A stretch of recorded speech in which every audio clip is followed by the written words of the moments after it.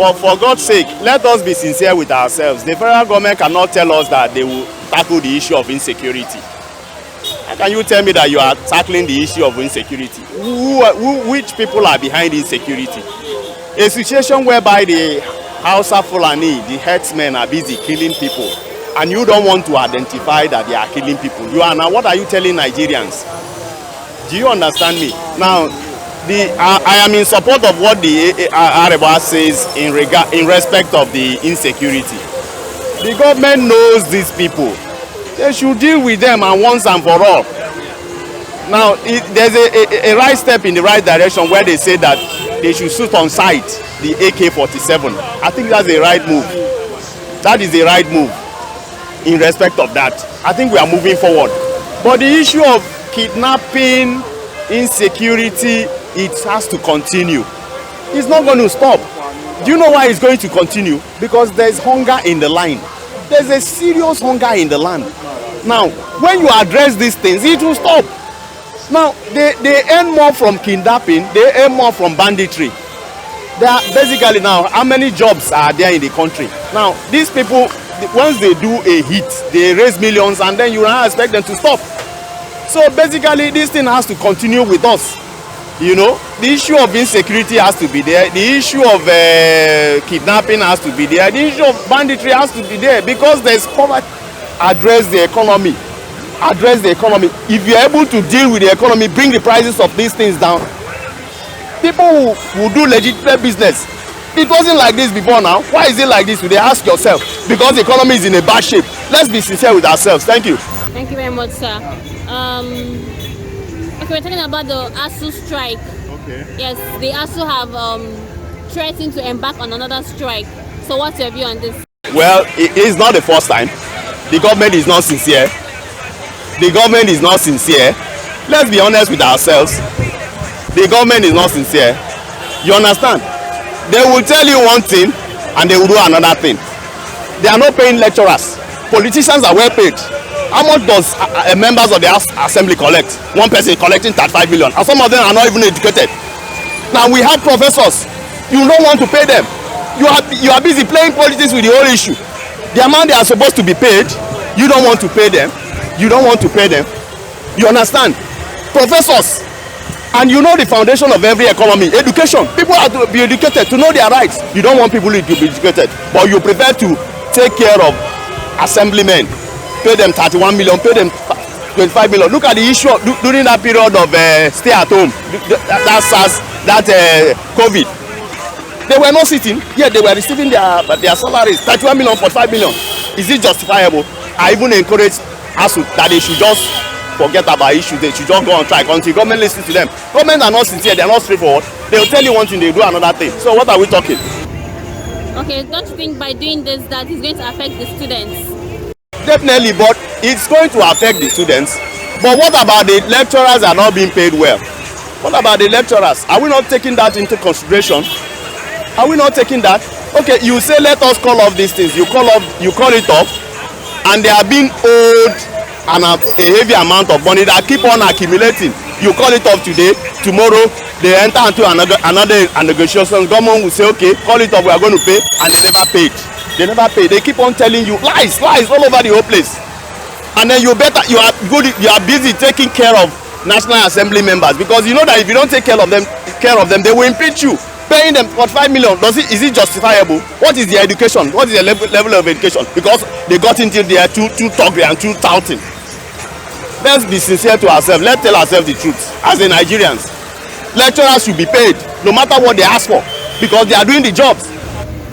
Okay, sir. The Vice President of Nigeria, Professor Yemi Osibanjo, has assured the citizens of the country that the nation is capable of overcoming all its current challenges. What is your? All those things are talk. Those things are just political talk. There's no truth in it. Even if they leave, even if this regime leaves, this thing will remain with us. It has come to stay. How are you going to address it? Tell us the thing that you are going to bring in to address it. How are you going to address it? Presently today, there's hardship, there's hunger. Hunger is driving people to do all those. How are you going to overcome the challenges when you are not even sincere? Political appointments, they're so much tribalized. Nigeria is so divided these days. Even during the time of civil war, it's not like that. There's so much division. You are saying you are going to address what? Where are you going to address it? There's so much corruption. Forget it. Addressing what? Those are political talks. Can't do anything. Those are political talks. Let's tell ourselves the truth. Nothing is going to be addressed. It will get worse. It will get worse. Yes, it will get worse. Don't you know that people are talking of another civil war? Don't you know? Go to Ondo and see what is happening. Go to Ibadan. Go to Anambra. Go to Enugu. Herdsmen, they are busy ravaging the whole place. You are traveling. You are not even sick. You're not even safe with your car. You are driving. If you don't see any car coming before your front in the next for the next 30 minutes, for the next 30 minutes, I mean, you have to turn back because they must have blocked the road. They kidnap you and ask for ransom. And even when you report the cases, police know these people. They know them. They don't want to deal with them. They say they are government. They are Fulani herdsmen. Okay, so with the current happenings in the nation, do you think Nigeria as a nation should stand, or everybody should? Based on the current happening in the nation, do you think Nigeria as a nation should stand, or everybody should separate as some people are agitating? Well, to be honest with you, it pays us better to stand as a nation. It pays us better because if we stand as one, we'll be able to achieve so many things. The issue of cries for that they should break up, it's an agitation. But the thing I'm telling you is that the same problem that had followed us now, by the time they break up, you will still see it. But what I'm saying is that Nigeria as a government should be fair. They should be fair to all. There should not be any forms of tribalism, all these issues of tribal sentiments. It shouldn't be attached to Nigeria as a country. If anybody is qualified for a position, appoint him. The issue of appointing Northerners does not stand. That's why people are calling for breakup, and I support that. If you are sitting down on people and you are pressing them down, they will have to say, okay, let us return, let us try our own country, and that's what is going on. And I support them. Yes, because Nigeria has failed us. It has failed us. Has it not? Has it not failed us? Where are we heading to? Graduates after how many years, no job, nothing. You are only managing to do one business or the other, which is not even going on well.